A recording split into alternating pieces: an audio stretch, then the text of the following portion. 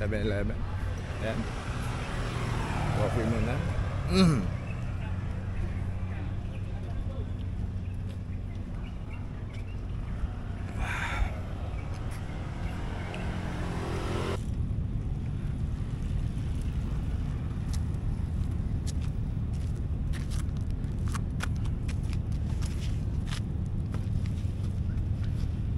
Good morning. Aga-aga dyan sa Manolo, gagalit agad. With Sir dito and Jen. Ayan, good morning. So, ano ngayon? Sabado. January 6, Saturday. Dito tayo ngayon sa MOA. Aga-aga ng pitik natin. Yes! Actually, mahal na mahal ako ng MOA ngayon kasi dati meron ako mga may binibigay sila sa akin na mini pad, monopod. Oo, yan. Ngayon, meron na akong sandalan. Parang chill lang talaga ako pagpipitik dito sa MOA. I love you, MOA. Ng aking tripod dati. Diyan ko morning po. Diyan ko tinatayo yung aking live dati. Ngayon, may sandalan na. Para chill lang daw ako, ganun. I love you, MOA. So, let's go make pitik-pitik na today. So, still gamit natin Canon RP and telephoto na 7200. Morning! Pwesto na ako doon, boss. Sige. Kalat muna tayo. Yes. CCTV tayo lahat. So, ayan. Tuloy ang pagpipitik. Good morning. Morning. Oy, Mang Hector in the house. Grabe talaga bike ni Mang Hector. Makikita mo agad. Yun, marami nang dumadating.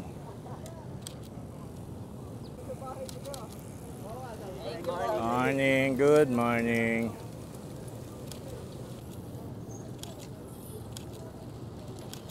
Nice one. Good morning. Good morning. Good morning po. Happy New Year. Nice one. Good morning. Hi, good morning po.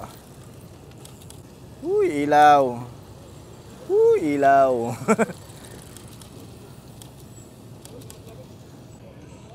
Good morning. Aga nyo naman? Pahinga agad? Okay. Oy, hi fans, hello. Nice one. Huwag kayo dyan. Aabutan kayo dyan. Ng likuan. Mga friends natin sa C4. Nandito. Good morning. Hi, good morning. Good morning. Good morning po. Hi po. Yes. Yun. Uy, tek na. Morning po. Good morning. Happy 3K. Uy, naku po. Salamat. Salamat sa pakapi. Thank you po. Nagabut. Parang mas marami pa nag-good morning sa dito kaysa sa school. Paano may mag-good morning? Panghapon ako. So, good afternoon. Ayan, sabay-sabay na ang pasok. Good morning po. Nice Ay, ang galing, ganda. Nice shot. Ay, habol yun bilis talaga ng ng autofocus ng RP. Full frame talaga. Nahahabol ko pa. So, dito pa rin tayo. Morning po. Good morning po. Morning po. Sure. Saan ka? Sige, dun sa may bakal dun. Diyan ba dun sa may bakal, ha? Pang malayuan kasi to. Okay, ang dami. Wait lang. Diyan sa may bakal na shared lane. Woo! Nice one. Ayan, okay na yan. Okay, hi po. Ayan, may nagpapapitik lang in frame. Ay, ang ganda. 3, 2. Isa pa. Very good. Thank you. Sige po. Ha? D photography. D photography. Letter D lang, tapos photography. Time check, 7 o'clock, sarado. Yee! Uy, si Idol, nandyan na. Si Idol Oragon. Uy, grabe, si Idol. Kompleto na naman po araw natin. Nakita na naman natin si Idol. Sana all, no? May pa-sticker. Ayan po. Tropa naman yung gumagawa si Ernst. Siyempre, matagal na po natin di na i-in-frame yan si Idol. Tumataba na tayo. Kailangan in-frame agad yan, matik. Oh, ang ganda ng bike, oh. Full frame ka ngayon Tinalas pag kumuna. Habang warranty pa. Oo, di ba? Pag wala na, sayang. Ay, naka-live ka pala. Live to? Hindi, vlog yan, vlog. Oo, say Hello, hello vlog. po. Ayun Si po. Betang Oragon. Yan. Si Sundog. Follow mo more. Yee! Parang dito may... So, time check, 7:36. Pitik check, nasa 2:03. 2,300 photos na tayo. Maaraw na dito, syempre. So, lipat na tayo ng pwesto kasi nga maaraw na. Actually, hindi na. Let's call it a day kasi 2,300 photos na to. And, ayun, pahinga na tayo. Lakad-lakad na tayo. Pack up na. Oh, what the F? Ay, oo nga, naharang kanina pa. Ang tagal umikot Whew. Wala na-ispatan na yun. Ako sa joke no. Ano, kausap nila ni Jem. Ni Jem? Okay. 2,300 photos na. Yee! Thank you, Moa.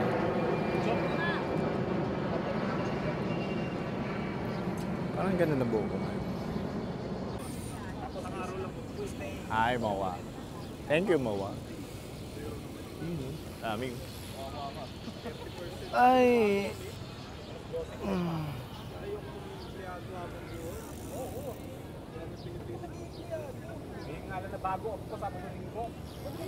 Ayun o. Niro sa Manila. Thank you, Moa.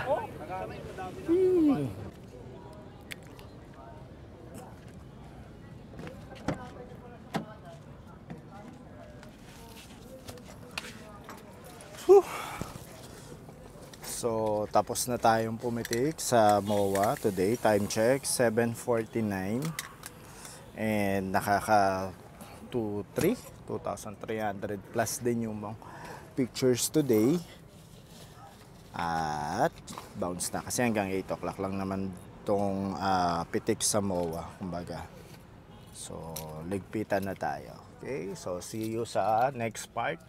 Ang editing, no? So, babiyahin muna tayo pa uwi. Kumbaga. See you sa next part. Ayan.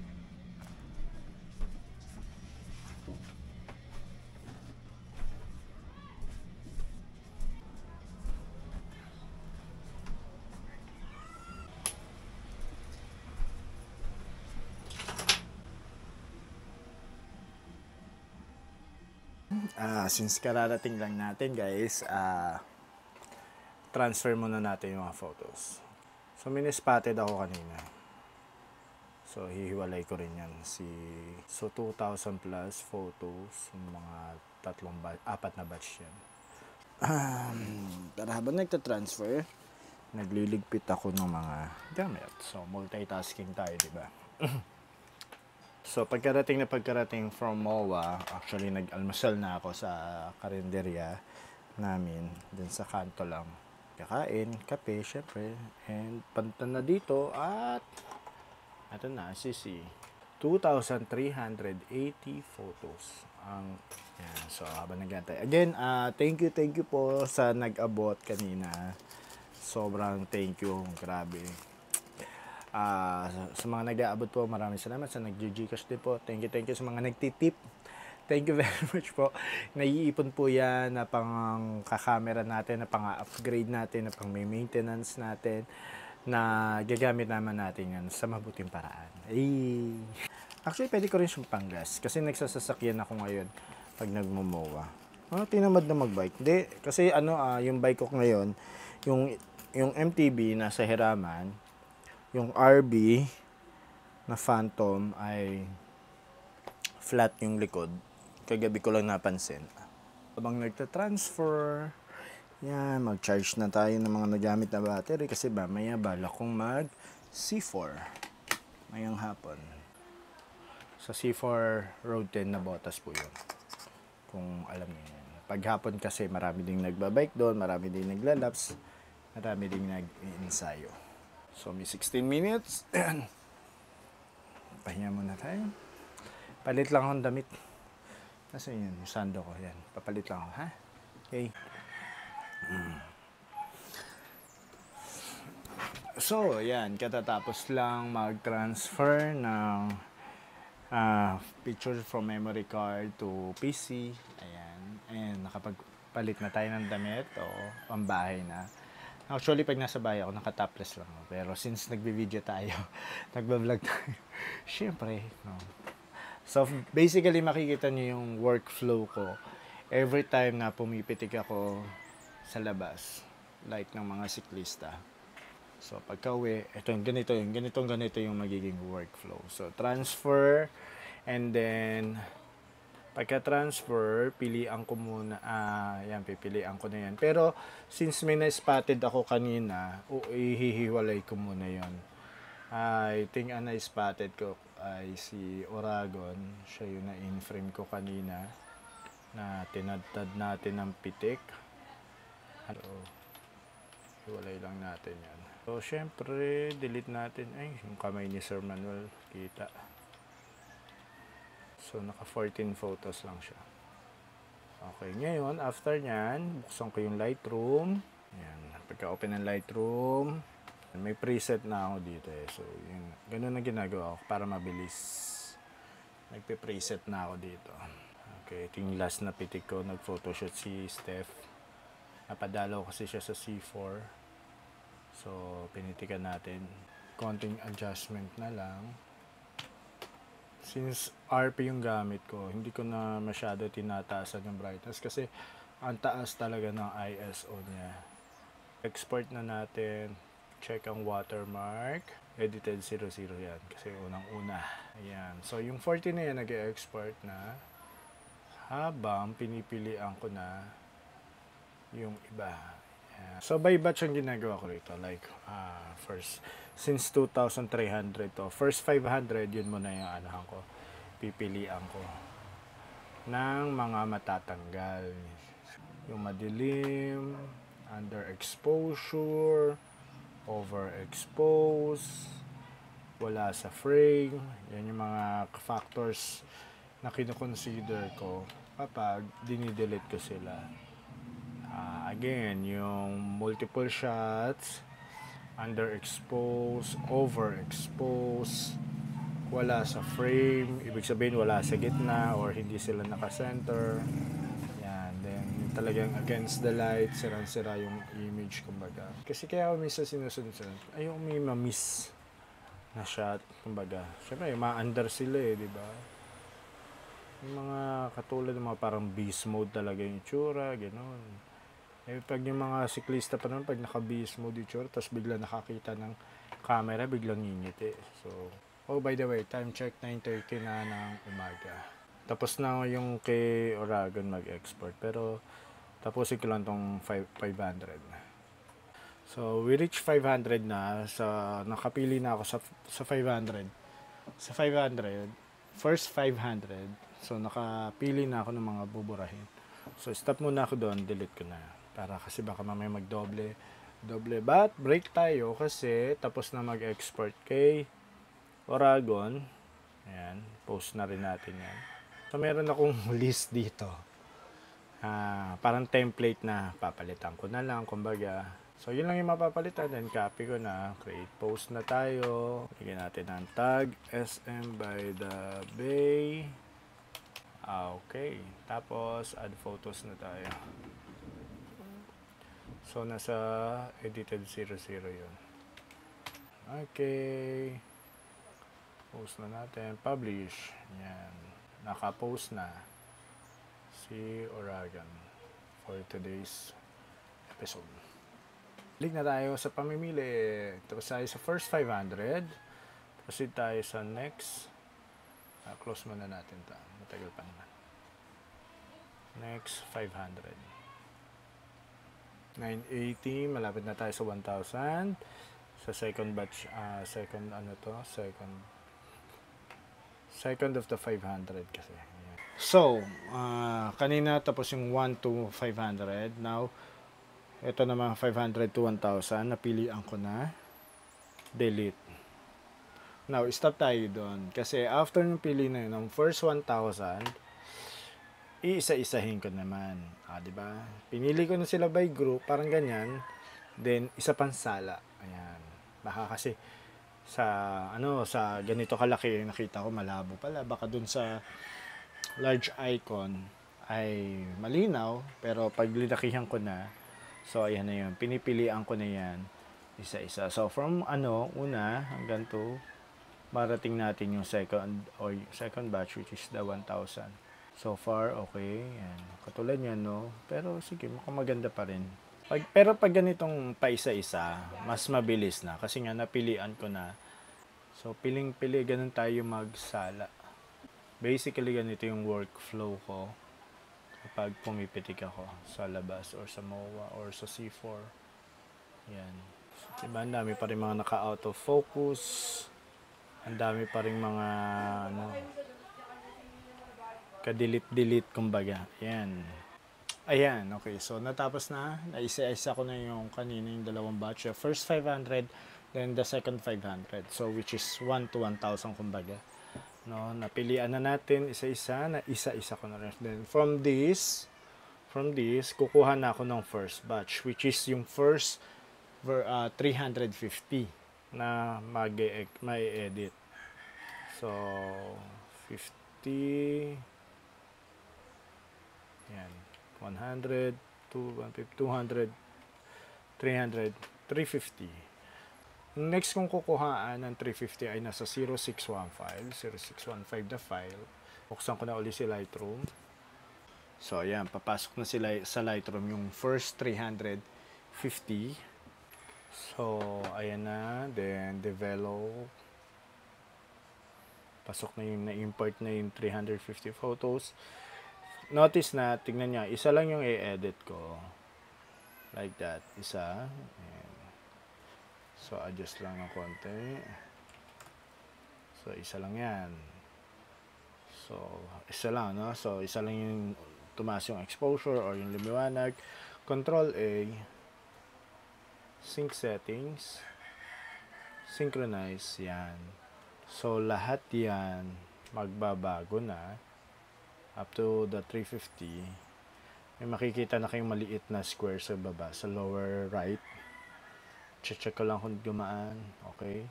So, since okay na, na-edit na, export na siya. Yan. Export, watermark. Palitan natin yung folder kasi iba yung kaninang folder. So, nasa edited 01, select folder, then click export. Yan. Ire-ready na. Preparing to export yan. So, tapos nun, ayan na. So, ito yung matagal na part. Yung exporting part. Kasi para niyang sinisave isa-isa. Ni-export niya nga isa-isa. Yung settings dun sa ginawa ko sa isa, kinapin niya na. Pinaste niya na doon yung edit. No? So, lahat na yan, pare-pares na ng edit. Pwede ko nang ituloy yung pamimili dun sa 1,001 to 1,500. Habang na-export yung first batch, pwede ko nang ituloy yung pagpipili, pagsaselect, pagde-delete dun sa mga susunod pang. So basically, yan yung workflow. Okay, ganyan yung workflow. Pag natapos na yung isang export, isang batch, post ka na. Mamaya makikita nyo rin yan. It's a awareness dun sa iba na yung iba kasi lalo na yung mga baguhan. Pag uwi, PPM sila sa mga photographer, pasend po. So hindi nila alam na hindi lang pagkapitik, ipinopost agad yan. So may editing process yan, pinipilian pa namin yan, tapos ine-edit namin, then ipopost namin. So ang gagawin nyo na lang po, yung mga siklista, mag-aantay na lang po. Wait nyo na lang po kasi minsan kailangan namin mag-reply sa inyo. Pag di namin kasi na-replyan, baka mamaya sabihin masungit kami. Hindi naman nagre-reply kasi nga busy nga, kumbaga. So, yung iba kasi nire-replyan pa talaga para masabing hindi kami masungit. Pero totoo niya, nag-i-edit na kami. Okay, so pakita ko mamaya, ha? Okay, see ya. Test mic. Okay. Hi! So, time check. It's 11:49. Ayan. And 97% na yung Lightroom natin. Malapit na matapos yung first batch. Then, popost na natin. So, during the break time, tinapos ko na yung natitirang mga photos ng selection. Tinapos ko na yon. Pinilian ko na. Tapos, inisa-isa ko na rin. So, ready to edit na rin, kumbaga. And during that time din, ayan, nagkaroon tayo ng konting time para maligo. Para ma-fresh tayo. Ayan, antayin na lang natin matapos yung Lightroom para ma-post natin agad kasi alam ko sobrang excited na yung iba na makita yung mga pictures. So, naka-isang batch na tayo. But this time, yung susunod na edit, may tricks tayong gagawin. Parang may technique tayong gagawin. Hindi na ito by 350 photos, hindi na. Dadamihan na natin para sabay-sabay na. Tapos, basta may technique akong gagawin. So, 100% na. Waiting lang. Ay, 99 pa rin. Tapos, add photos na ako. Ito na ako sa folder ko na 1. Edited 1 kasi nakaisa na tayo. Now, itong pili lang tayo ng mga 4 na pwedeng magandang ilagay sa unahan. So, usually 4 ang nilalagay ko muna sa unahan, ganyan. So, ayan na. Na-deselect ko na yung nauna kasing 4. So, ito na yun, ha. Kaya nagtataka sila kung bakit daw ang dami kong mag-upload. Ganitong style yung ginagawa ko. Okay. So, nakaselect all ng 350 photos. Tapos, i-unselect ko yung mga naunang 4. So, ayan na. Naka-select na, no? Then, open. Ayan. So, maglo-load ngayon yan. Uploading media. So, medyo matagal yan. So, while waiting there, balik ako kay Lightroom. Kasi tapos na yung unang batch, no? Papalitan ko na ngayon ng second batch. But this time, yung natira kanina, do sa 1,430 photos, ang naunang batch na 350. So, may natirang 1,080 photos. Ngayon, isinelect ko na yung 1,080 photos. Hindi 350, 1,080 photos na isinelect ko. At lahat yon ilalagay ko na kay Lightroom. Importing. Ayan na. So, binasa na ni Lightroom. Kino-confirm kung yun nga, 1,80 photos, which is 7 gig na pa-import. So, import. Importing na yan. Habang nag-upload si Meta. I-upload yung first batch. Okay? So, importing. Wait lang natin. Ito ngayon yung mga techniques. Siyempre, sa tagal ko nag-i-edit, so nakaka-discover na ako ng mga ways to make work easier, kumbaga. So, kanina na-witness nyo na paano ko paano yung flow ko pag umaga, preparation, tapos sa MOA, pagpipitik, pagbalik dito, another preparation for editing. Ayan na. So, nakapag-edit na, then posting na. Ayan na, no? Na-upload na lahat. Ngayon, again, pili uli ako ng isa na i-edit ko. Okay, lalagyan ko lang ng preset. nagbago, na-apply na yung preset, konting adjustment. Tapos, balik tayo sa library. Control A para ma-select natin lahat. Then, sync settings. Sync settings, synchronize. Ibig sabihin, synchronize yung unang ginawa ko doon sa unang photo. Lahat ng edit doon, isi-synchronize niya doon sa lahat ng photo. So, mapapansin, merong indication na na-edit niya kasi merong box. Small box, small square sa lower right. Pag na-task complete, yan, magkakaroon ng small square sa lower right. Meaning, na-apply na yung edit. Ayan. So, check ko lang konti to make sure. Makikita mo naman, may nagbago. Ayan. Okay, nagbago. Okay, good. So, na-apply. Since nakaselect pa rin yung 1,080 photos, selected pa rin. Okay, so export ka na. Now, this time, naka-check ang watermark. Kung kanina, linagay ko siya sa folder, yung first batch, linagay ko sa folder na edited 1. Now, hindi ko ilalagay sa edited 2. Bakit? Ilalagay ko na sa pinaka-last folder, which is edited 4. Select folder, then export. So, bakit edited 4? Kasi, pag sa Lightroom, tuloy-tuloy na yung pag-export niya. Yung 1,080 photos, i-export niya lahat dun sa edited 4 na folder. Now, kapag nakabuo na si Lightroom doon ng 350, kakat ko na yon, yung 350, doon sa edited 4, ililipat ko lang yan ng folder 2. O, di ba? Ganun na lang gagawin ko. From folder 4, lilipat ko ng folder 2. O, habang tuloy-tuloy pa rin yung pag-export sa folder 4. Di ba? Pag nagkaroon ulit na another 350, lilipat ko na sa folder 3 or edited 3. Okay, now, nag-export si Lightroom. Nag-upload pa rin si Facebook page, nag-upload pa rin ng 350. So, habang inaantay yan, pwede na rin akong mag-edit ng video kanina. So, remember, nagba-vlog ako kanina or gumagawa ako ng mga video clip. So, ito na yon, ini-edit ko na. Nag-edit na ako niyan. Ay po. Yes. Yan. Tuloy-tuloy na yung pag-edit ko niyan habang nag-aantay sa mga pitik. Ay, sa upload. Ayan. Pero mabilis na lang to. Ayan, katulad yan. So, uploaded na 350 photos. 347, 48, 49, 50. So, click ko lang yung publish. So, ayan guys. So, nakita nyo na basically ko ano ang workflow ko kapag pumipitik ako sa MOA. So, hindi ganun agad-agad nagpo-post. Pero as much as possible, kami mga photographer, pinipilit namin makapag-edit agad at makapag-post kagad. Para naman, hindi mawala yung excitement nyo today na, napitikan ako today, so ganyan. So, yun po. Yan. So, kindly bear with us kung minsan natatagalan kami. Kasi, may proseso din kami, kumbaga. Hindi naman kami putyo-putyo, kumbaga. Ay! So, yun. Thank you for watching. And, yung editing kasi ng video, it's a different story naman. So, pinakita ko lang sa inyo ang workflow ko kapag pumipitik sa MOA or sa labas. Okay? So, thank you guys. Thank you for watching. Please do subscribe. Ayan. Subscribe na kayo para kumita na YouTube natin. Guys, thank you. Okay. Love you.